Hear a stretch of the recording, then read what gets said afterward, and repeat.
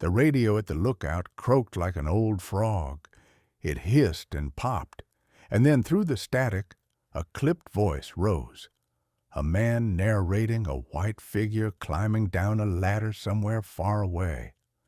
Folks in town were gathered shoulder to shoulder in bar rooms, in living rooms, around shop front televisions sitting in windows like altars. On the ridge, I had only the radio, batteries wrapped in a wool sock to hold a little warmth, and a sky so stuffed with stars it looked bruised. I had finished checking the shutters an hour before, making sure the decommissioned tower was still shut tight for the season. No electricity up there anymore, no telephone line, just the square of plank flooring that still smelled like old pine and smoke from 1,000 Augusts. The fire road below was chained. The only other sound was the drip of a late snowmelt into the rusted water tank that slept behind the tool shed. When the voice said, "One small step," I heard another kind of step, more like an exhale pressed through a torn reed. It came from behind the shed, not bear heavy, not cat soft, a long, careful slide. Then the catch of breath you hear when a creature tries not to cry out because crying out would give away where it is. I had laid my surplus rifle along the shed wall earlier to oil it by lantern. Without thinking, I picked it up, then felt the weight of it as if it were pointing at me. I set it down again and reached for the lantern instead. The wick coughed into a yellow globe. The ground back there was a crust of grit and sawdust. Prince held the light the way a creek holds sky, wide as the span from my wrist to my little finger, flattened like a human foot stamped into damp flour. No claw arcs. Each step was set so far from the last that, even if I had not been a smoke jumper with a tape measure mined for distance, I would have known this was not a man. He was there, folded against the back wall, shoulder wedged into the angle of shed and ground, enormous body trying to be smaller than it was. The lantern glanced across a pelt that was not black, not brown, but a mixture of both, as if forest shade had rubbed itself into his hair for years. His left shoulder was ripped open, not torn the way a cougar tears when it clamps down and shakes. This was a straight cut first, then a tear, like a canvas bag caught on a nail after someone had already slit it. His eyes found mine. They were not the eyes of an animal that only knows fight or flight. They were the eyes of someone who had already done both and had run out of choices. I did not say a word. Words felt like a kind of breaking. Instead, I set the lantern on the packed earth, sat down where the smell of pitch and metal and blood did not overwhelm me, and turned my hands, palms up, to show I had nothing in them but a pair of trembling fingers and whatever mercy I could scrounge from the remains of my courage. He shifted. The movement brought a sound from deep in his ribs like a timber beam turning under weight.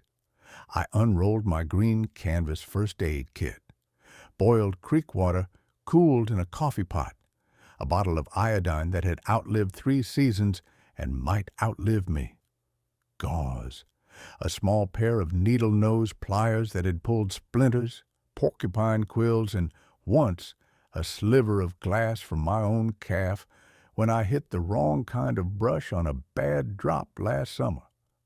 I hummed to steady my hands, an old lullaby that came from my grandmother in a language I never learned to speak but could still carry as a tune.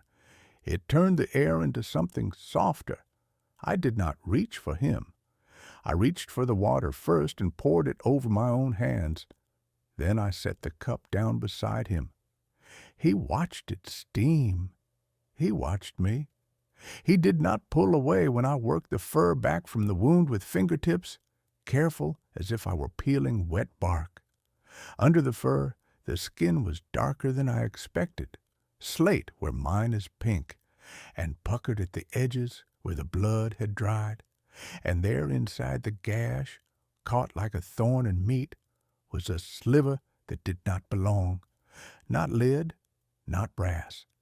It was ridged along one edge the way a stamp tag is ridged when it is cut quick and rough.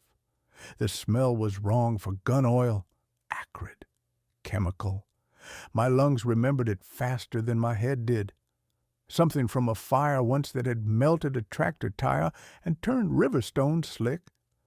I set iodine along the wound in drops that spread like tiny suns, and he made a sound, not angry, warning himself to hold still.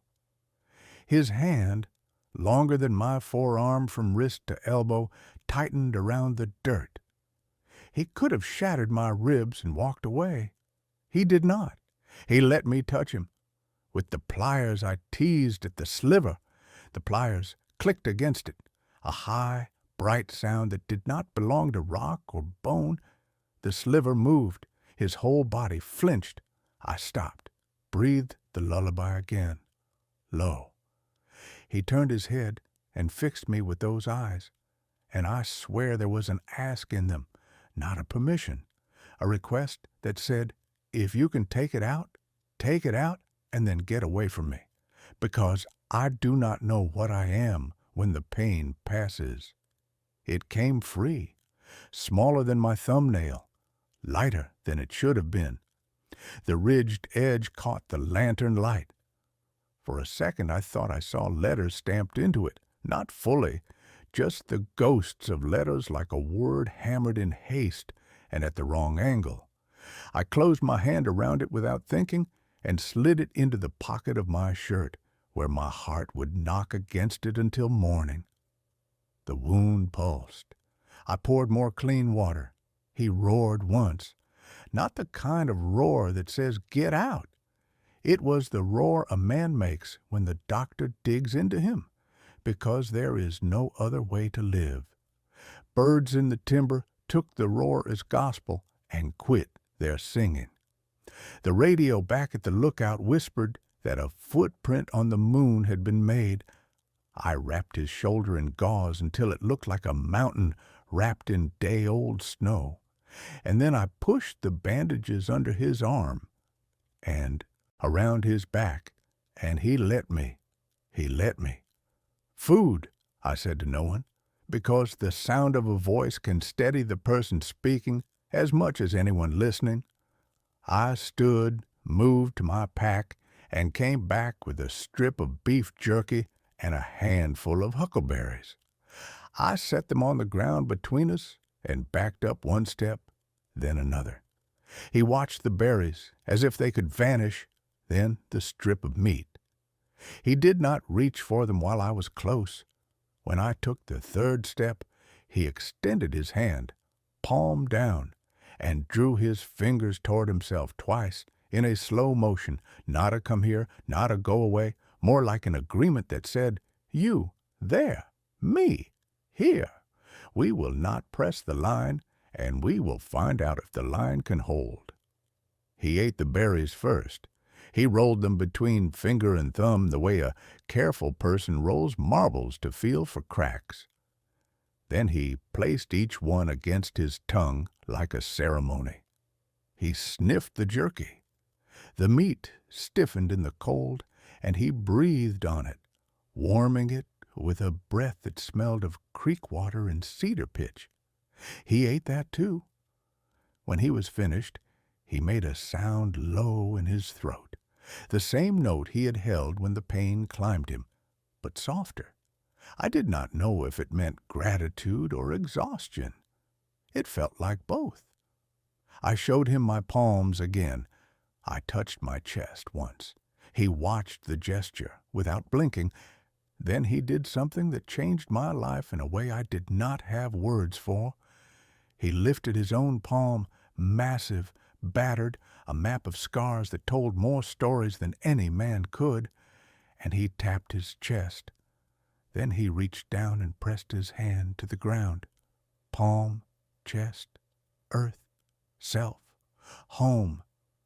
I nodded. I did not know if nodding meant anything in his world. I pointed to the shed, then to the dark ridge, then to the ground beneath us. "Safe," I said, and felt like a fool for saying a thing I could not guarantee.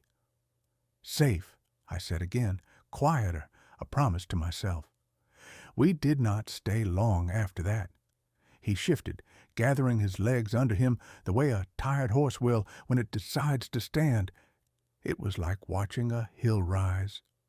The gauze pulled at his shoulder, and he winced, and every muscle in my body twitched to take the weight, which would have been like trying to catch an avalanche with both hands.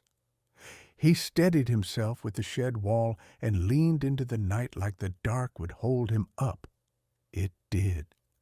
The timber closed around him in the way it closes around anything it recognizes as not a breakage, but a belonging. When he was gone, I stood with the lantern and listened. The radio up in the tower crackled with voices. The words were too far gone to make sense of, but the tone was unmistakable, men talking like no man had ever walked where that man walked before. I thought of a white boot pressing into dust that had waited longer than words to be stepped in. I thought of a bleeding shoulder, of a piece of stamped metal that had no right to be inside a living thing that had eyes like that. I climbed the stairs to the lookout and shut the radio off. The silence that came after was not empty. It was crowded with everything I did not know that I now had to learn. At dawn, there were stones on the flat rock beside the water tank. 2 stones set side by side, the size of eggs. They had not been there when I doused the lantern. They were not the kind of stones that roll by accident.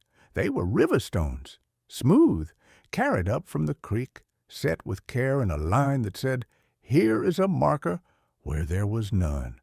I crushed coffee beans with the butt of a knife and boiled water that tasted like iron and pine needles. I laid out my journal and wrote the first entry that ever mattered in it. Moon step night. Shoulder wound. Eyes like a person who knows where the exits are. Sliver ridged like a stamped tag. Smell not gun oil. Chemical. Remember tractor fire. 2 stones on the tank. I tucked the sliver out where I should not have.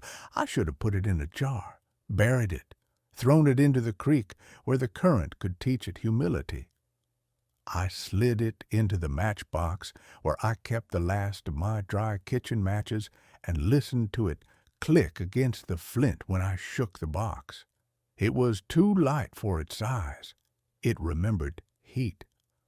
Late morning brought a wind that scoured the ridge and made the flag of the old lookout crack without color.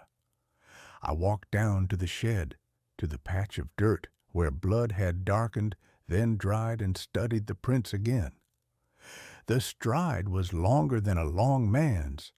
The toes made clear marks. The midfoot had that flatness I had seen only in track manuals under the part about flexible human footprints, where no boot had been.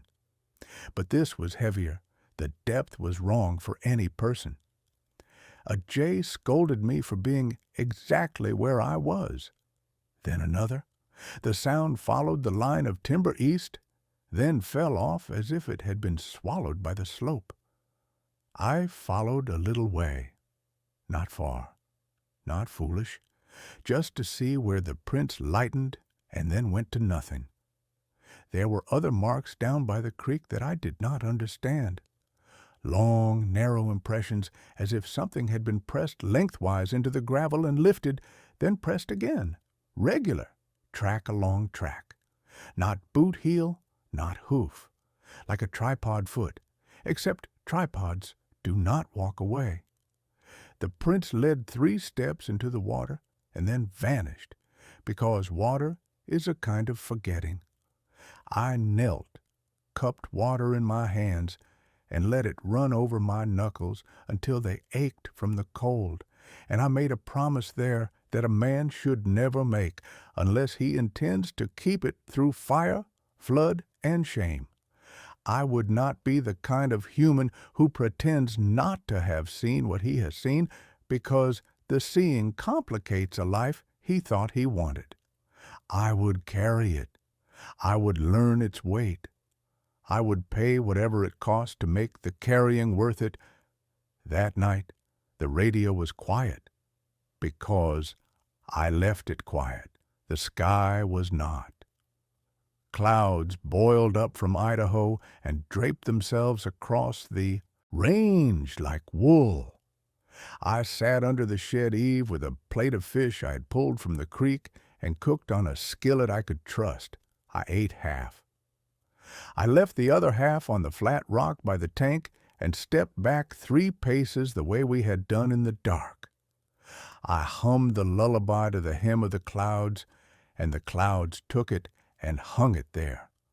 When I woke in the small hours, the plate was clean, and on the edge of it, pressed into a smear of cooled grease, were 3 marks as even as the ridges on a coin pressed by a machine in a hurry. I did not sleep much after that. The Bitterroot teaches you to move the way water thinks, curve where there is rock, slow where it is narrow, widen only when there is room. If you do not learn that, the mountain teaches you something harsher. I learned fast. I learned to live in the margin and make the margin enough. Through the early 1970s, I moved my life down off the lookout and into the fold between 2 low ridges, where an old potato cellar sagged under a mat of moss. It had been dug by a family before the war and abandoned after their last harvest rotted in a wet fall. The cellar smelled like damp burlap and mouse. I hauled out the collapsed bins, braced the ceiling with peeled lodgepole, and laid new planks along one wall to make a false back. From the outside, it looked like a room that barely held itself up. Behind the false wall, it became something else, a place that could shelter a creature who needed a place that did not feel like a trap. I was careful not to bring the world with me when I came and went. I parked the truck miles down the service road, walked the last stretch along the creek so boot prints would be argued with by water, cut across granite where sign does not hold. When I brought in feed, I carried it in a soft pack and never the same way twice. I paid in cash. I never bought too much meat in the same store. I grew what I could, trout from the creek, morels in spring, huckleberries enough to stain a lifetime. The first time I showed him the cellar, he stopped at the mouth and tilted his head the way a stag tilts its antlers to judge a tunnel. He swayed once, testing air with his sinuses the way a seasoned firefighter tests for heat at a closed door. He reached his hand out and pressed his palm flat against the frame, then touched the earth, then his chest. I did not speak because speaking would have put my need in his mouth. I stepped back and waited. He ran his fingers along the peeled pole I had set as a brace and tapped it twice, low, then low again, and then a high pulse knocked with the tips of his nails. The rhythm came out of him the way a name comes out of a mother. I heard it and found the word I would use when I wrote it down. I called him Rook. There is a rook on a chessboard that moves in long, clean lines, guarding lanes you forget are lanes until it is too late. There is also a rook on a fence post that watches a field without being part of it. If he had his own name, he kept it for his people. He let me have the drum. We built a language out of what we could carve and carry. I cut thin rounds from a pine I had to fell anyway, sanded them flat on one side, and burned pictures into them with a nail held in pliers over a flame. A fish, a stream, a dark circle for night, a jagged line for pain, 2 parallel lines for weight, a palm print for safe. I strung them on a leather thong and hung them near the cellar mouth where no wind could end the conversation. He would come at dusk, shoulder bound and heeling slow, and sit just inside where he could stretch his legs and still see the door. He learned the fish tile first, not with greed, but with a kind of practical attention that said, "We will take what we need, and we will remember who gave what when." When he felt the ache catch him, he would press the jagged tile and exhale like a man sitting down too fast after walking all day. And when I had to leave him, when I heard a truck on the far road or saw a white cap break wrong on the creek because something upstream had been thrown in, I would touch the double lines and show him my palm and point to the door and then to the ground and then to the door again. "Wait, safe, here, return." We made a tunnel no one would trust because it looked like something a dumb man would make. I rolled an old corrugated culvert that had washed loose in a spring flood and set it into a shallow trench between the cellar and a patch of saplings I had let grow since I first found the place. I thatched the top of the culvert with cedar boughs and rotten logs, so it read like deadfall to anyone who did not know what could live under deadfall. The far end opened into a fenced space no larger than a small garden, surrounded by slash and alder in such a busy geometry that your eyes got tired and called it natural. On the third night of using the tunnel, a storm came off Idaho, snapping branches like toothpicks.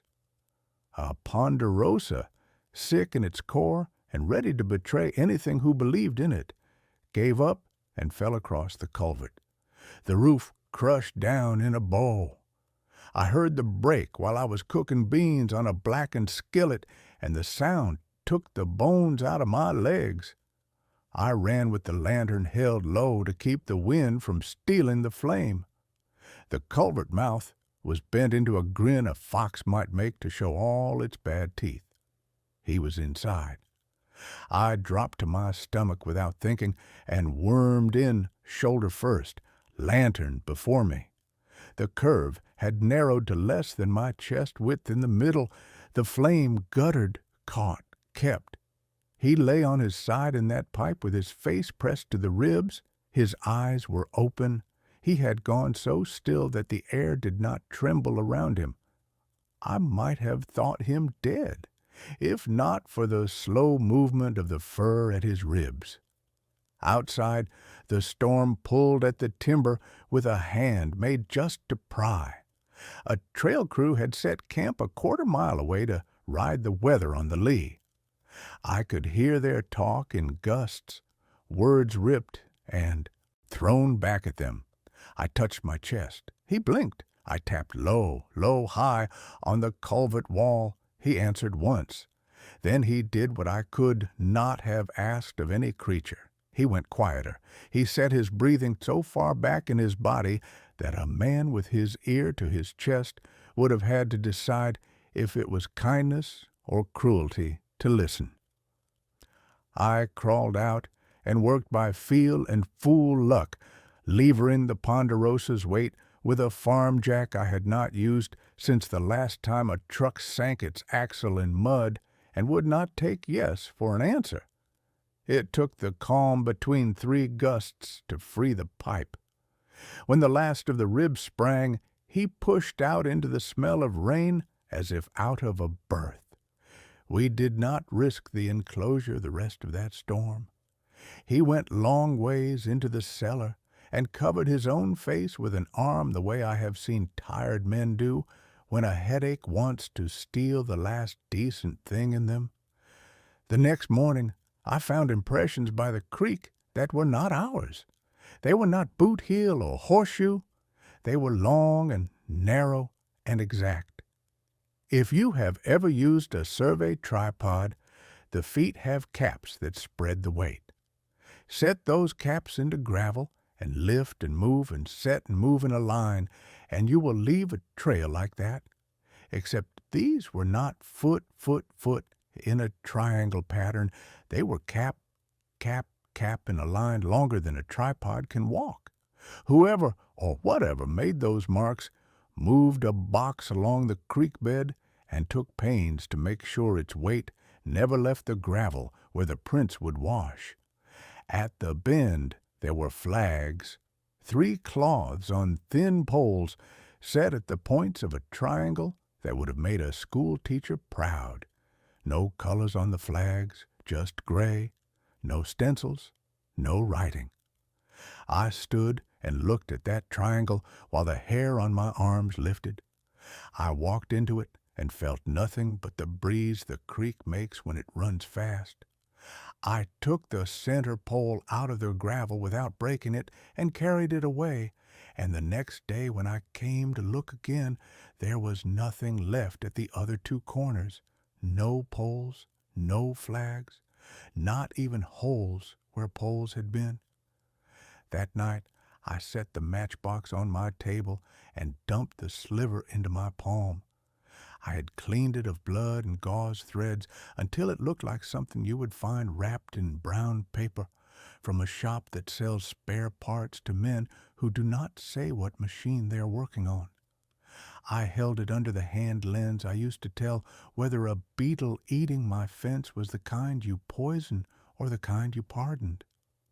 Along one edge, not the ridged cut, but the flat, I saw 5 letters that were not whole letters. The strikes had not landed clean. The first looked like an M with one leg shorter than it should be. The next could have been an E or a B. The third was a D for certain, the straight side new cut and bright, even months later. Then perhaps an I. The last might have been a C, or it could have been a G that wore a wound. I said the possible words like a fool in an empty room. Medic, media, medic. The last did not exist. The first did. After I had said the word, he would not come to the cellar mouth for days. He stayed in the timber where the ground is dark even at noon.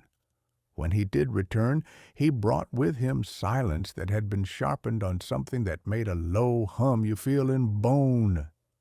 He sat with his back to the wall and touched the earth, and then his temple, and made a circle in the air with his finger that did not mean the sun or the moon. He pointed to the tile for pain, and then to the double lines for weight, and then to the tile I had burned for dark. He touched his shoulder scar, and then tapped his chest twice, then clawed at the air in front of his face as if he were catching smoke. I had not earned the right to understand yet. I was still putting my own words on his shapes and calling it language. Spring softened the world and made everything smell like wet wood and possibility. In town, a man at the counter at the feed store, if you live long enough in a place you will know the voice of someone who has seen more than he has told, mentioned a hollow mountain by way of nothing at all. He was talking to no one. He said there was a north face of a basalt shoulder where the service road never needed grading and yet looked newly combed every time he drove past. He said the snow melted there straight when it melted swooping everywhere else. He said years back some survey that never made it to the courthouse had set stakes in a grid and then pulled them before the weekend was over. I did not tell him anything. I nodded like a man who nods at stories to be polite. I bought salt. I bought a bag of nails I did not need because it would look like what I was made for. Then I drove home by a way that is not the shortest way, and walked the last mile through cover the way water thinks. He led me there after 3 nights of not sleeping. You can tell when you're being led through timber because the person leading never knocks a branch that your face will find. He stopped where the ridge squared off arrogant against the sky. Below us, a fence line lay in a line too clean for something that claims it belongs to forest. It did not throw back lantern, it swallowed it. No sign hung on it to pretend law. There was a service door in the rock. No face to it, no handle to make a joke of welcome. 2 figures stood below in that valley, where sound does not carry like you expect. They did not wear camouflage or a badge. They wore a color that dust cannot bond to. One held a clipboard wrapped in plastic. The other carried a long case like a musician carries a violin when he has taught himself not to look like a man proud of what his hands can do. I did not stay until they saw me. I backed out the way we came, stepping where I had just stepped, putting my weight back into my footprints like a poor man using both sides of the same envelope. He watched my back like a wall. That night, I lay on the cellar floor and argued with myself about proof. You can walk around a thing forever and wear a ditch in the ground and call that ditch a decision. I have done it. Men I love have done it. I cut it short this time. I took the old pocket Kodak I had used to photograph trail washouts when the station still cared about my reports, wrapped it in waxed cloth, and lined the inside of my fishing vest with aluminum foil. Because something in me said standing between your heart and what a place like that lets out is worth a little superstition. I went alone the next night, because the worst of us is always the part that tries to turn help into harm. The air pooled cold in the basin. I set the vest and lay on my stomach on a cut bank between 2 scrub firs and waited for one thing to happen that does not usually happen. You can wait that way for years. It took less than 1 hour. The service door opened to a light, the color of medical rooms everywhere. Light that makes the best things look a little sick. A cart rolled out with a shape on it under a canvas that did not belong to hunters because hunters use tarps and do not care if blood shows. The shape under that canvas was long and wrong in a way you know without wanting to know. Behind the cart, a person in clean whites looked down at the wheels and not at the forest. I pressed the shutter. 5 seconds. 6. I do not remember. I was shaking, and then I was not. The photograph tucked itself into the camera like a secret. The smell that reached me after was the smell that lives in places where too much is cleaned. Sweet and chemical, and old fear and new fear both. I vomited in the duff and did not try to be quiet about it because the wind from the northwest took even that. I slid the camera into my boot, tucking the body north of my ankle bone and pulling the laces tight until the leather held my blood. I stood and walked out the way a man walks when his calves hurt, but he cannot bend because he will lose what he is holding, and there is no way to get it back. At the shed, with the door barred and a red bulb hanging from a nail, I washed the image into being in a tray of chemicals that smelled like a memory you do not want. The picture bloomed in grays with more patience than I had left. The rectangle of the door, the cart, the hanging light, the canvas, a forelimb pressed against the fabric from beneath, not furred, shaved, 4 squares where adhesive had held something to skin grown gray where there should be color. I burned that photograph the next day in my stove so cleanly that only a curl remained like the edge of a dead leaf. Before I burned it, I copied it with pencil the way a man makes a rubbing of names on a wall.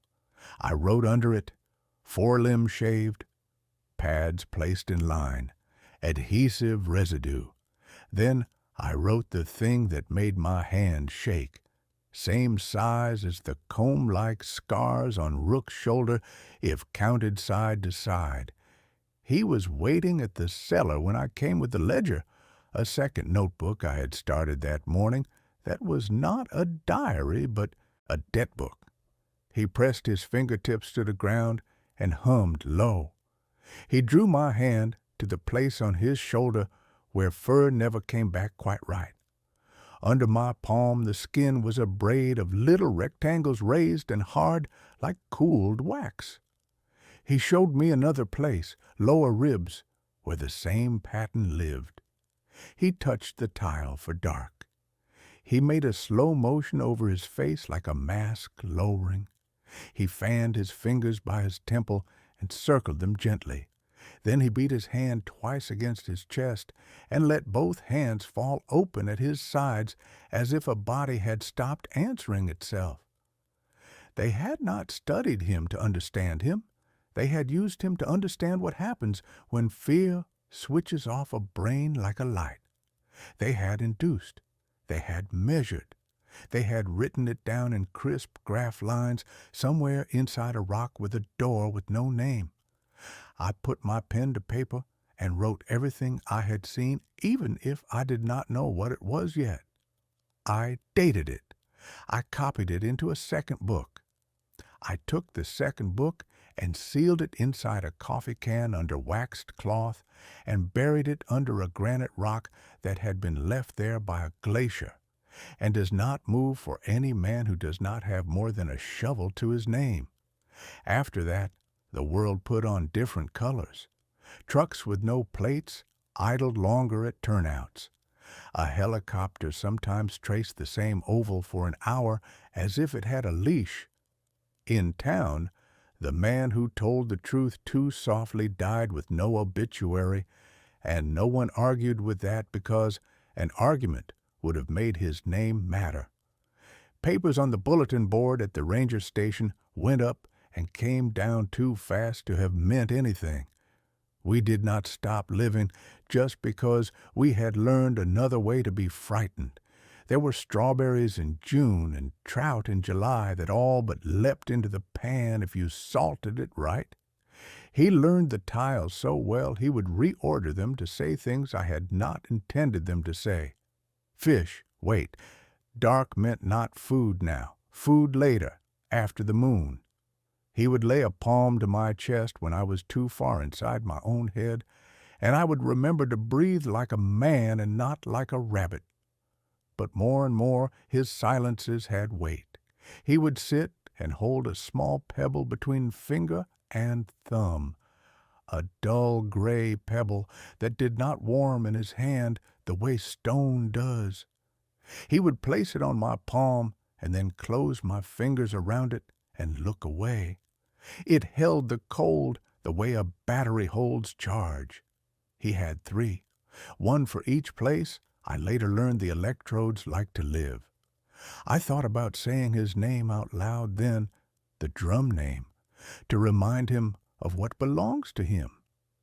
Instead, I took his hand and pressed it to the earth, and then to his chest, and then to the earth again.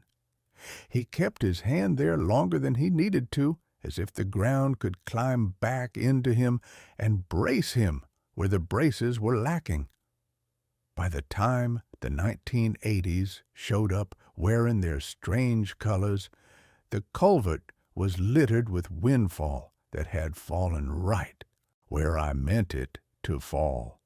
The fence around the enclosure looked like wind had thought it up. The false wall had sagged in the perfect way that tells a passerby to mind his own. Rook had the kind of strength a man does not brag about because you cannot brag about something that simply is. He could put his hand on the top of a door frame and take pressure out of a hinge without a sound. He could lean into a timber I could barely lift and make it go where it needed to go, as if both of them were thinking the same thing. And still, the creek bed sometimes held the prints of caps moving in a line. One evening, after a heat that made even the big stones sweat, I came down from the ridge and found a triangle again. Not flags this time, just 3 stones of the same size set to make a geometry a child could love. No footprints around them, no drag marks. The stones were river stones, wet to their middles in a way that told me they had been carried here in a canvas that had not let them dry while being carried. I knocked the top stone off with the toe of my boot and set it aside. When I returned at dawn, the triangle was gone, not just changed, gone. The ground where it had been was brushed as if someone had used pine needles the way a man uses a broom. I wrote that down too. Rook took to the habit of pressing his ear to the ground when the air was too still. He would lie with his cheek against the dirt and his eyes unfocused and listen with his bones. When he had finished, he would drum low, low, high, and I would know if there was something that needed me to change. Wait until the wind shifts. Do not use the culvert tonight. Leave the food on the rock, not the plate. The night before the first frost one year, I sat with my back to the cellar frame while Rook stood where the moon could thread his hair silver. He reached for the tile necklace and slid the tiles aside until he had found the palm print and the 2 lines and the jagged line. He pressed them in order. Then he reached up, and with a gentleness that always hurt more than anything else, he held his fingers just off my temple and made the no-sound hum I had come to dread and respect, because it meant he was remembering and showing and asking me to be brave for him while he did. He brought his hand down and pressed it to the ground. He left it there and then tapped twice on his chest as if knocking on his own front door. He showed me his palm and turned it inward and closed his fingers like a man picking up a small, careful creature. He opened his hand and let whatever it was go. I did not know the words exactly, but if I had to make human words at what his body said, they would have been, "I belong to this." They tried to make me belong to them. I will not, even if it costs me. I slept badly that night. Every time I closed my eyes, I saw the 5 not-quite letters along the sliver's edge. Every time I opened them, I saw the 3 stones, or the gray flags, or the triangle that is also a trap, if you step into it and do not look up to see the net. The first snow found prints near the creek that were not ours, not the cap marks. Boots this time. 2 pairs, heavy, 1 pair small and sharp. They walked to the granite lip where sign fails and stopped. They stood there long enough to stamp cold out of feet. They turned back the way they came. I tracked them until the light left the forest, and then tracked them home in my head all night long. Rook did not come the next evening. He did not come the evening after that. On the 3rd evening, I left fish on the flat rock, and a handful of berries, and a note written to no one that said, "Wait. Safe. Dark." I sat under the eave until the cold made the skin on my knuckles split the way a dry cedar does when you twist it wrong. I hummed the lullaby my grandmother had given me because it was the only thing I could make that did not feel like a lie. Close on midnight, the timber folded itself, and he was there. He did not come close. He stood with his face seamed with a long tire that had not been there a week ago, and he lifted his hand and tapped low, low, high. I answered with my nails on the plank beside me. He reached down and placed 3 small pebbles on the rock edge, not stones from the creek this time, pebbles that held cold even with the night around them. He looked at the note I had written as if he could read what worry looks like when a man tries to make it look like a plan. He touched the tile for weight. Then he turned his palm outward and pushed the air away from him once, twice. I understood that. Wait, go. I did not sleep again, not really, for a long season after that. The coffee can under the granite rock grew fuller. The ledger got heavier. The matchbox rattled softly when I moved it because the sliver clicked against the flint. In town, people talked about a line in the mountains that nobody crossed with equipment because sometimes equipment came back humming wrong. I kept my head down and my ears up. On a Sunday, the post office door stuck because the night rain had swollen it, and the man who fixes everything in a town too small to have men for separate jobs planed the bottom of the door and made a pile of curls that smelled like fur and sap and a kind of clean hurt. In those curls, one small thing glinted and made my stomach drop. A clipped piece of wire with a sheath the color of hospital walls. I did not take it. I did not touch it. I went home and sat on the cellar step and watched the dust move through a sword of light from the door and thought about how much a person can take into himself before the body says, enough. You cannot be both a man and a witness and expect to sleep. Rook came then and put an end to my thinking with the drum.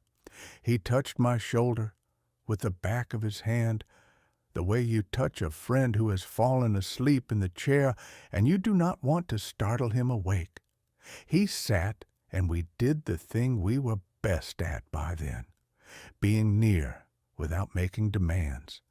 The only demand was the same one we had agreed to that first night when the radio had said a sentence that would live forever and the lantern had thrown a circle on dirt. We would take care of the line. He would not cross into my world where names and papers make cages. I would not cross into his world without being asked. We would build between us something that did not have a word on either side. We would call it enough.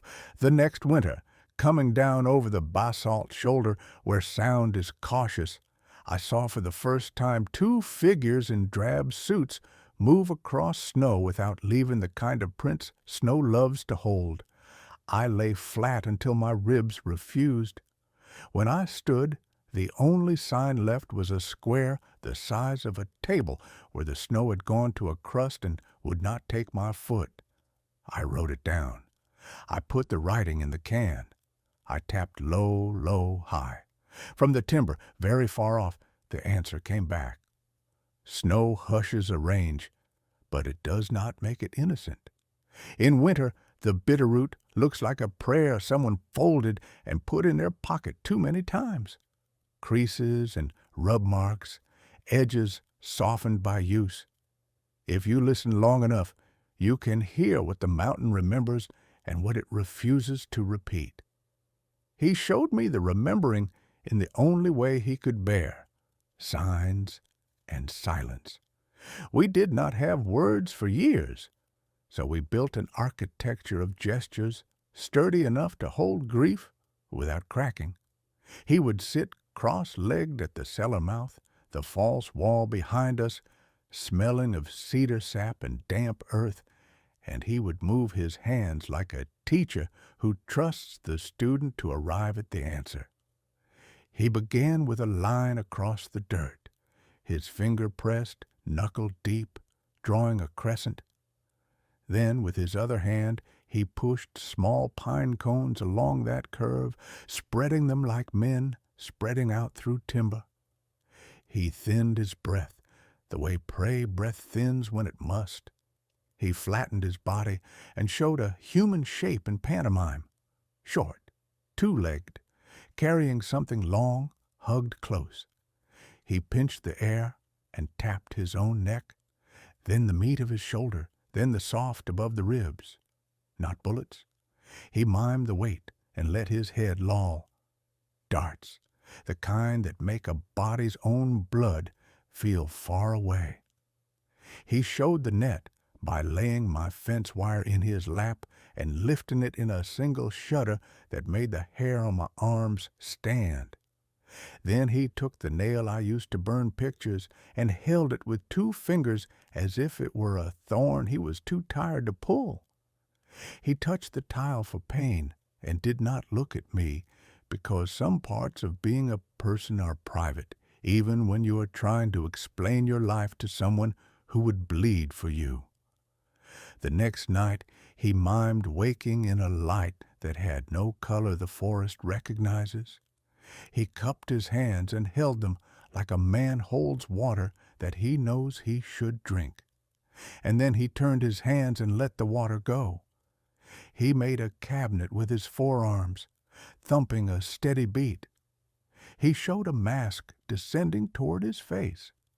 And when he held his palm to his mouth, I could smell the memory of sweetness that has no sweetness in it. Iodine and something else. Something the hospital uses to make the air taste like a coin. He drummed low, low, high on the plank, and then added a second low, so soft I almost missed it. Then he held his fingers near my temple and circled, slow and tight, as if drawing a spiral on fog. He let his body seize once, not the wild thrash of panic, but the controlled snap of someone who has had their muscles borrowed by a force that does not ask. I put it down as delicately as I knew how in the ledger: crescent drive, tranquilizer darts, net with burning cord, wake in metal light, mask, cabinet hum, electrode pattern, 4 in a row, temple circle, induced convulsions, breathing suppressed monitored, fear extracted like ore. After the telling, he spent 2 days in the pines above the creek as if distance could make the story dissolve. Those were the days I hated the ledger. Writing is a way of keeping and a way of killing. Every line taken from a living being and pressed into paper becomes something else. Evidence with its warmth removed. I wrote it anyway. I had promised myself a long time ago that I would not be the kind of man who looks away when looking writes you into the problem. There was a place he would not go when the wind came out of the north. It lay under the basalt shoulder where the fence swallows light. Even before he led me close enough to smell it, his body knew its noise. We sat once on a knoll that looked across the basin, and he did a thing he had never done before. He took my hand and set it on the ground under his, and he pressed our palms down together until both of us felt the same hum in our bones. Not the hum of a generator trailer, the station sometimes parked too near a stream. Not the hum of high-tension lines either, a thin, even thrum like somebody whispering through metal in another room. You do not forget it once you have felt it. Your molars remember. One afternoon, after Freeze had locked the road ruts into bright bones, he brought 3 pebbles that were not pebbles. They were dull and slightly flattened, each one as wide as the tip of my thumb. They did not warm in my hand. He set them on my palm and closed my fingers over them and looked away with a shame I recognized from my own mirror. He would not touch them again. When I rolled one between finger and thumb, it made a ticking at the edge of hearing. These were not made by water and time. They had been made quickly, for purpose, then hidden beneath flesh like insults. We never used the word experiment because we never used words. But after that, we were not 2 creatures sharing a valley and a lucky silence. We were conspirators against a place with no sign on the door. Proof is a trap that can spring on the proof bearer. I learned that the night I crawled to the cut bank with the pocket Kodak. I had said to myself I would not go enough times to know I had already decided to go. The service door opened again with the same steady discipline as before. Light laid itself out square on the snow. A rolling cart, and the shape upon it put gray on my tongue. The person in whites did not look like a soldier. He looked like the sort of person who thinks routine absolves him. I took the photograph with my breath parked somewhere between my lungs and my throat. When I developed it under red, the canvas shape had a forelimb that pushed against the cloth in a way that made the edges of me go numb. The limb was shaved, the hair taken off the way you take bark from a stick when you want to see if the wood underneath will bend. 4 adhesive squares made a line, perfect, clinical. My pencil could trace what my mind wanted to run from. I burned the print and kept the tracing. I hid the tracing and wrote a description so plain I wanted to salt it like food to make it less dry. I did not. He waited for me with his shoulder against the wall and his eyes on the floor, as if the floor might tell him what kind of man I would be after seeing what I had seen. He pulled my hand to the long white scar that lived under his fur in combed rectangles. Then he took my wrist, and in a motion that belonged to him more than any language could, he brought my hand to his ribs, where another row of those squares slept. He pressed the tile for dark, then the one for pain, then the 2 parallels for weight.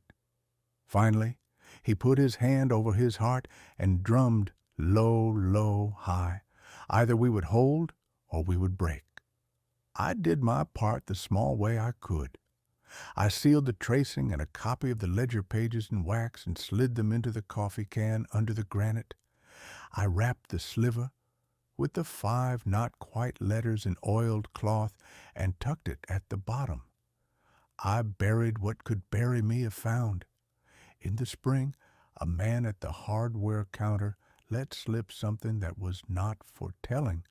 A crew had been hired out of Missoula to pour concrete in a place that never posted a bid. They had signed papers no one read to say they would not talk about what they had not seen. The man laughed because the money had been good, and men will talk about good money even when the papers they signed make their tongues taste like pennies. We went to the hollow mountain again, because it is not enough to know a hurt has a name. You must know how it walks. We kept to the timberline where the ground drinks footprints. A fence had grown higher in the way only a fence with a budget grows. No coils of barbed ribbon, no show, just mat, close-spaced slats that a deer would not even try to jump. Only 2 figures moved below, the same kind of drab as before, the same not military, not civilian gait. One carried a case again. This time the case was larger. We watched until my joints warned me that cold and stillness can turn to injury if you ignore them. He touched my sleeve before we left, and then he put his palm on the rock as if he could feel through it to the rooms below, where cabinets hummed and air turned sweet for the wrong reasons. He pressed his forehead to the stone and closed his eyes and made a sound so quiet I felt it in my teeth more than I heard it, a mourning most creatures reserve for their dead. I stopped sleeping well. The ledger thickened. The coffee can gained weight the way guilt does. Trucks with no plates idled longer. A helicopter traced the same oval on a Tuesday morning. For so long I had time to walk to the creek and back 3 times and could still hear it. In town, on the bulletin board, a notice went up in fine type asking for volunteers for a physiology study to assist the university with thermoregulatory baselines. The stipends were generous. The flyer was gone by noon. Nobody claimed to have taken it down. I kept his world small on purpose. The culvert stayed shut most nights. The enclosure took windfall exactly where it should to turn the path into a puzzle to any uninvited person who wandered wrong. When he wanted open air, we moved like ghosts. When he wanted shelter, we made one that looked like a failure. Once, in the first hot week of July, When the creek runs lean and mean and shows its stones, he brought me an arrangement I had never seen him make. He laid 5 willow switches in parallel and tied them at one end with grass, a comb shape a child could build. He pressed it to his shoulder and then to his ribs, and then he set it on the step and turned away. I sat there a long while. I did not touch it. Some offerings are not to be handled. There came a week when I could no longer pretend the line would hold simply because I loved it. A black pickup with no plates came up the service road and parked at the turnout where men who want to be seen pretend they want to be alone. 2 men sat inside and stared through their windshield at my house until the sun shifted and made them move. They were not from here. They held themselves like men who think no one will ask them to leave. They drove off at dusk, and the sound they left in their lane was not good. I took the ledger to the only person in uniform whose word weighed more than her jacket, a ranger named Maeve, whose eyes were steady enough to tell you whether to sit down or run. I did not take the coffee can. I did not take the sliver. I took pages, dates, places, the tracing of the shaven limb beneath canvas, sketches of electrode scars the size of postage stamps. I took caution and mercy and held them both in my mouth like 2 coins. She did not laugh. She did not explain me away. She took the pages as if they were freshly hatched chicks, and would spook if her fingers were too cold. She asked for time. I gave her a week and then another, because patience is the only currency that can buy a future. She returned with a paper sack the color of courtroom walls. Inside the sack lay onion skin sheets folded down so many times the creases had turned them into maps. The top page had a date from the early 1970s, the kind of date that is far enough from now to make men think the sins are washed off. The words were the kind men write when they think nobody who can be hurt by them will ever read them.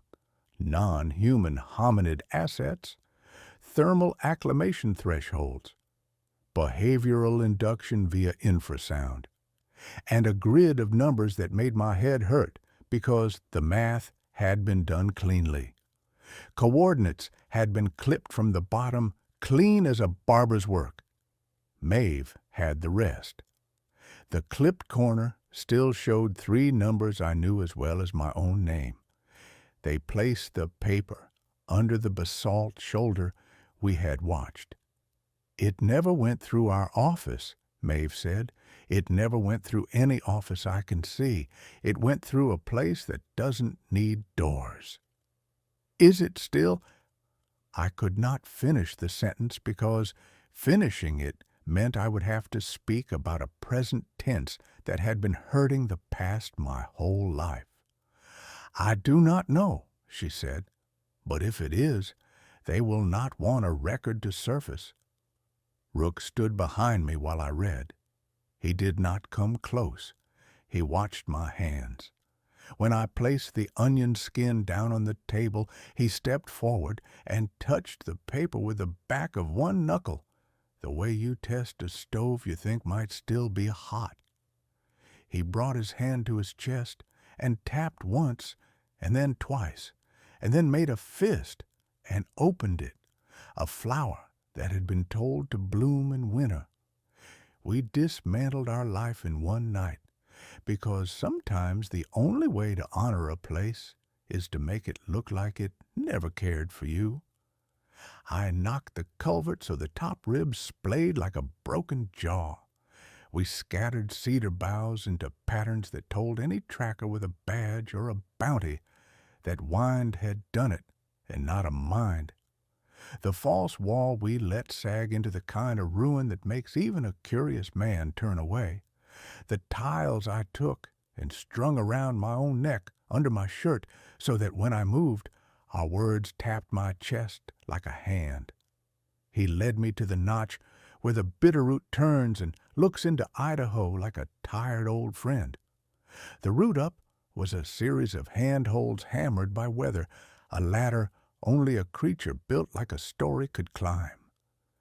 He stood there with the dawn making a halo of breath around his face and arranged 3 pine rounds on the rock between us. He drummed low, low, high, low, the same first name he had given me all those years ago, without knowing the names men give to drums and rooks and each other. He picked up the rounds and pocketed them like a gambler, folding his winnings into the lining of his coat. The decision we made that morning was not about escape. It was about dignity. He could go higher, into basins where no fence posts stand and no doors open out of rocks. I could go lower, into a town that would one day ask me if I had seen anything interesting during my years. And I would say, once I saw a hawk take a snake in a snow squall, and we would all be satisfied because none of us are made for the whole truth all the time. Maeve handed me a new paper sack one night under a sky with no color to it. In this one lay stamped envelopes addressed to people who had done right by the truth before. Journalists who had written about miners' cancers and held their ground, a biologist who had lost grant money because she would not change her numbers to suit a board, an editor in a small city who had once published a series about a river cleanup that nobody wanted to fund until he made them look.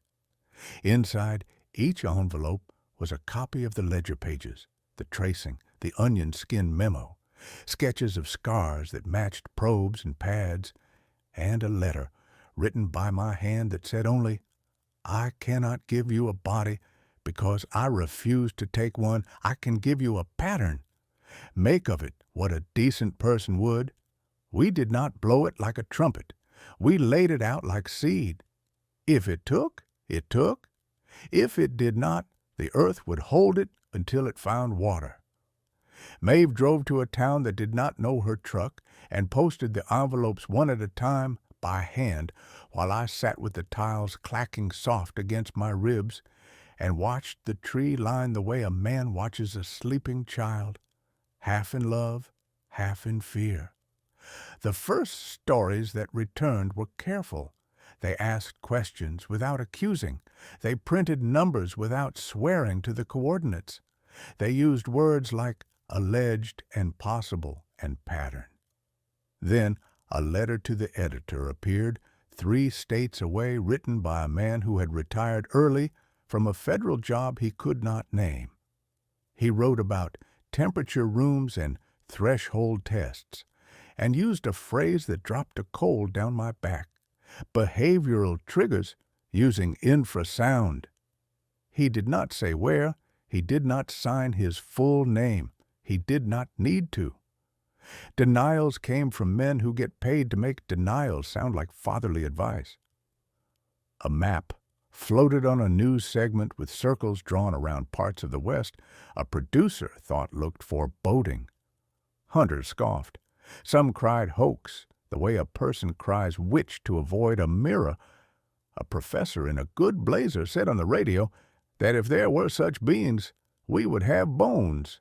And I turned the radio off because he was talking like a man who had never seen a river move a mountain a pebble at a time.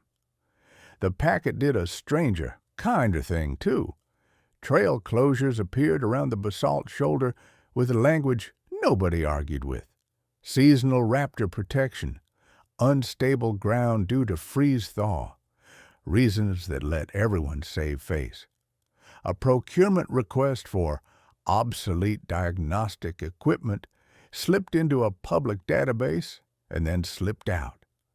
Someone somewhere was clearing a room without admitting the room had anything in it worth clearing. On our last morning together, thin ice drew lace on the puddles in the road like an old woman dressing up to leave town. He sat by the notch and looked not at me, but at the belt of horizon, where the spines of the range call across to one another like brothers who have been through it, he lifted his hand and placed his palm flat over my heart, not heavy, not claiming. Then he set that same palm on the rock, and finally he pressed it to his own chest. He did it once, clean, like a carpenter who knows where the nail goes without measuring.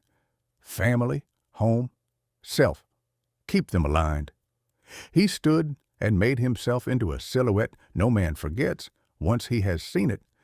He turned and did not look back, because looking back is a luxury you get only when you owe nobody your speed.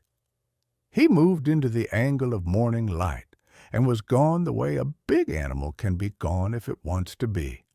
Nothing broken, nothing boasting.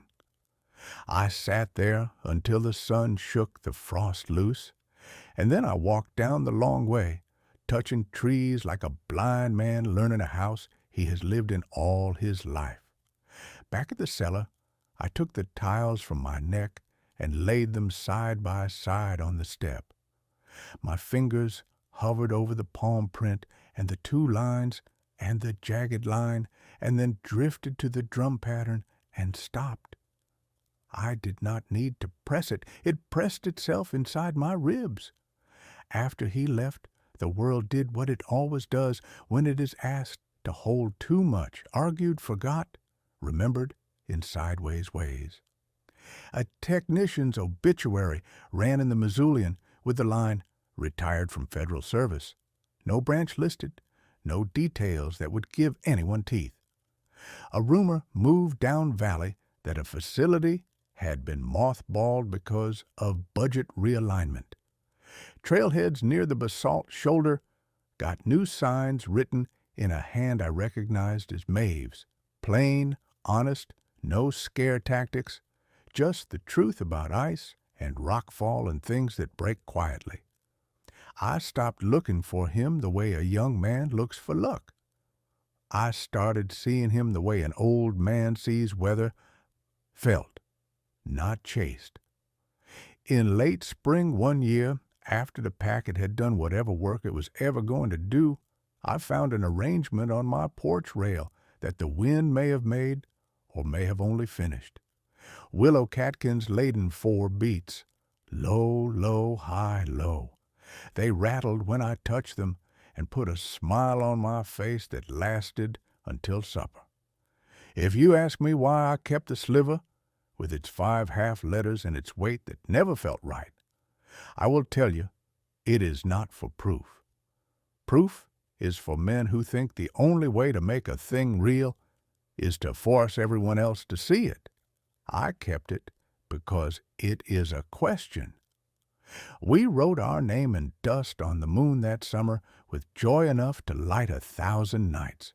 Why, at the same time, do we make experiments out of the mysteries that live on our own mountain?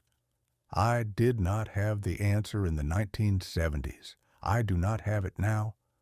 What I have is a ledger with weights in it, a coffee can under granite, a false wall that finally fell to its knees and will rot back into the hill the way it wanted to, and a memory of a hand that could have broken my chest and instead said, family, home, self. The rest of the story, the reckoning, the last letters, the day I chose how to tell this out loud, belongs to the final turn, and like the range after a storm, it is clearer and harder than what came before. There is a sound the bitterroot makes when winter loosens its fingers, a creak like an old door, and a sigh like a house remembering it was built to breathe. After he went up over the notch into country that keeps its own counsel, the valley sank into that sound, and I let it hold me. I learned how to live in the after. The packets did what seeds do. Some fell on stone, some on shallow dirt. Some sank their roots where no one expected anything to grow. A journalist in Spokane wrote carefully. An editor in Boise ran a Sunday spread without adjectives. A public radio voice out of Helena asked the right questions and stopped before the questions turned lurid. Denials came wrapped in calm, the kind of calm a man uses when he wants you to trust him instead of what you have seen. What mattered most arrived without a return address, in an envelope that smelled faintly of machine oil and cedar. Inside was a letter scrawled in a hand that had built its living with clipboards and silence. The writer did not name a place. He did not name a program. He named a practice. We called them temperature rooms. It read, cold, hot, then cold again.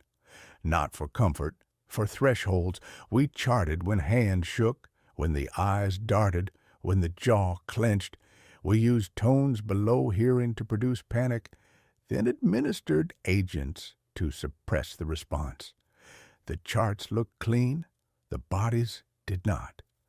I tell you this because I should have told someone 40 years ago. I am sorry. I do not know if that counts. It counted for something with me. I copied the letter by hand and slid it into the coffee can, then sealed the wax and pushed it back under the granite until my fingertips went numb. Men with no plates on their trucks came less often. Helicopters carved fewer ovals. The fence under the basalt shoulder gained a new shadow, not taller, not brighter, emptier. One night, 2 gray figures worked under a moon that had no interest in who they were. They carried out crates the size of stoves and loaded them onto a truck without markings. The truck did not return. The snow around the service door melted into a shape that did not grow back the way it used to. Maeve started writing trail notices in a voice that sounded like common sense instead of orders. Freeze-thaw, destabilization, slab risk above timberline, raptor nesting corridor. Hikers went elsewhere. Hunters muttered, then shrugged. The mountain took the kind of breath people do when company finally leaves and the house looks itself in the eye. I worked my life down to a simple hinge. Chop wood, mend fences, walk the creek for trash no one would claim, keep the ledger, listen to weather, grow old the way a post grows old, leaning, yes, but still good for a gate if you set the hinge right. The only thing I did not do was stop listening for the drum. You hold a rhythm in your bones that long, and the absence of it rings. Once, in a spring thick with pollen, a ranch boy came to my door with a story about a shape on a ridge and a sound like a bass cello being tuned in another room. I made him tea and let him talk himself down from the part of a story that gets a boy in trouble with his friends. I told him that sometimes wind makes a sound that reminds you you are not alone. He drank the tea, left his fear on the table like a ring from a hot cup, and went back down the road with a lighter step than he brought in. That night, something had set willow catkins in a row on my porch rail, 4 soft beads, low, low, high, low. The wind could have done it. The wind does harder things all the time. I touched the last one, and it hummed in my finger like a held note.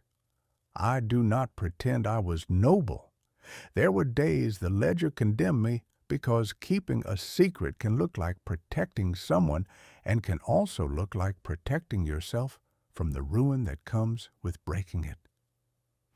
I had walked into that ruin with the packets and come out with my house still standing. That felt like grace I did not earn. I did not test it twice. I was old when the last reckoning came, and small enough in my bones that my shadow did not scare the deer any more. The letter arrived on paper that bled ink in the rain. It came from a lawyer who signed her name with a pen that had seen more divorces than anything else. It said a request had been made for my journal's by a body with a seal on its letterhead that looked official enough for Sunday news. It said, if I wished to contest the request, I could. It said if I wished to cooperate, I should know there were protections, limited immunity, consultancy, custodial oversight. I took the letter to Maeve. She read it, then she looked out at the rain and said, they are offering to make you useful to the story they want to tell. What story is that? I asked. That this was a thing we did once because we were scared, and then we stopped because we got wise. The first half is true. The second half I cannot swear to. What do I do? I asked her, because there is a freedom in asking at the end to be told. Decide what you owe the living, she said. Decide what you owe the dead. Decide what you owe yourself. Then write it down and live with it. I wrote 3 lists on a brown paper at my kitchen table while rain argued with the roof. What I owe the living, not to lead them with a lie, not to fling matches on dry grass, to leave a map a decent person can follow without a gun. What I owe the dead, to name what happened to them even if I cannot name them, to keep their bodies from becoming trophies, to keep their stories from being eaten by explanations. What I owe myself, to finish the ledger, to tell it out loud once, to sleep. I invited the lawyer to the porch on a day without wind. She came in a car that did not belong to her and wore shoes that did not understand dirt. I gave her coffee and watched her try to square kindness with her job. I handed her a copy of the ledger pages up to the last entry I'd written before he went over the notch. I kept the original. I handed her the tracing of the shaved forelimb under the canvas and a copy of the onion skin memo. I kept the sliver. I kept the coffee can. If you ask me for his body, I said, you should know 2 things. 1, I do not have it. 2, if I did, I would not give it to you. She did not flinch. I am here to keep people from kicking in your door and taking what they think they deserve. Then you are doing God's work, I said, and I meant it. Weeks later, a press conference happened on a podium somewhere that looked like a high school stage. A man in a suit used phrases like legacy programs and historical wrongdoing. And if you have ever listened to such statements, you know the tone. He spoke heavy and careful and asked for understanding. He did not say hollow mountain. He did not say electrode. He did not say infrasound. He did not say rook. He did not say any name that would stick to a person. I turned the radio off with the old 2-fingered twist that has been turning radios off since radio learned to speak, and I sat in the quiet long enough to hear the creek ask the rocks to move just a little. When the lawyer returned, she brought paperwork with boxes checked and lines signed. They want to archive your journals, she said. They will list them as oral history adjacent materials. It puts them somewhere the right kind of student can find them. It also keeps them out of courtrooms unless you want them in courtrooms. I do not want them in courtrooms, I said. Courtrooms grind people fine and feed them to the day's argument. Then this is a way to put them in a library instead, she said. We packed the journals into a box that had once held canned peaches. I wrote dates on the spines in pencil, because ink lies about permanence. I kept the last volume back. I told her it was because I had a few more pages to finish. It was also because I could not stand the idea of a stranger reading the last thing I ever wrote before I had the decency to stop writing it. The last pages did not come easy. My hands shook, my eyes watered, the paper buckled where my knuckles rested too long. I wrote about the first night, the radio, the lantern, the 2 stones on the tank. I wrote about the sliver and the 5 almost letters, and how a word can be a blade when you half read it in the dark. I wrote about the culvert and the way a storm can turn a plan into a test, and how a friend becomes a friend when he holds still for you, because you asked him to. I wrote about the triangle flags and the tripod prints and the hum under the rock. I wrote about the comb scars and the pebbles that would not warm, and the music of a drum that a person becomes if he listens long enough. Then I wrote the last thing I needed to write to, be able to sleep. On the night the world watched a man take his first steps on the moon, I found something on my own mountain that had not asked to be found. I did not save him. He saved me from being the kind of man who can see what he sees and still choose comfort over witness. If that sounds like nothing to you, you have never had to do it. I sealed that volume and put it in the peach box and let the lawyer carry it to a place with climate control and kind lights, where spines sit upright and wait to be touched by hands that will not rip them. I kept the coffee can. I kept the sliver. I kept the habit of listening to weather like a confession. Years pass fast when you do not have to count them in chalk on a cell wall. My knees went before my back. My eyes went after my hands. Maeve retired without a fuss and moved to a rental with stares that did not argue. The ranch boy grew into a man who leaves food on stumps and never tells anyone why the deer in his meadow seem calmer than they should. The hollow mountain took on the look old industry sometimes wears, an absence so complete you can only see it when the light hits wrong.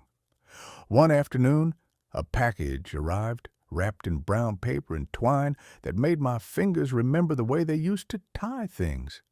Inside was a wooden box the size of a book, plain smooth, dovetailed at the corners, smelling of linseed oil.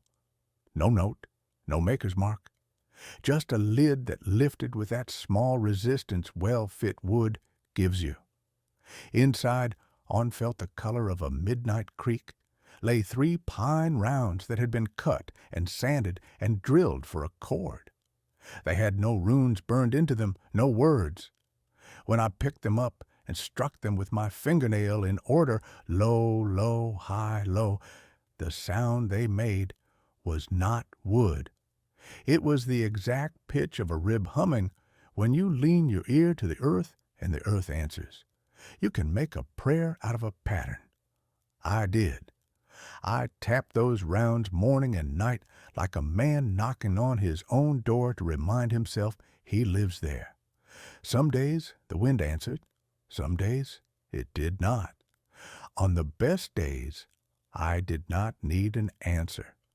When my body told me it would not walk me to the notch again, I asked the ranch boy, who was a ranchman now, to drive me as far as the road goes and let me sit a while.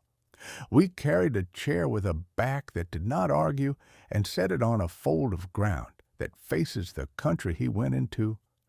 I ate an apple like the first ones I left on the flat rock, and the sugar was so clean it welted my tongue. I tapped the rounds, low, low, high, low, and I did not listen hard, because listening hard is a way of asking the world to say your name. I let the sun lay its hand on my shoulder. I felt the warmth that first made the ledger necessary. Rooms built to measure a threshold that should never have been measured. "Why do you think people did it?" the ranchman asked. Not to start a fight, but because it is a decent question, and a man deserves to ask decent questions, at least once before the day he dies. "Because we are afraid of what we cannot name," I said. "Because naming a thing is easier than respecting it. Because some men think a chart is cleaner than a living body, and clean looks like virtue if you forget what soap is made of. He nodded the way men nod when they know they have been given a partial truth, and the rest is outside the day's reach. We sat until the first chill came off the snowfields and turned our sweat cold, and then we went down the long way. I slept the way a log does when it has finally found where it fits in the pile. I will not tell you I saw him again. I will tell you this instead. In the last winter, lying in a bed that had learned the angles of me too well, I woke to the feeling a hand makes when it does not quite touch your chest. That warm hover, that held permission.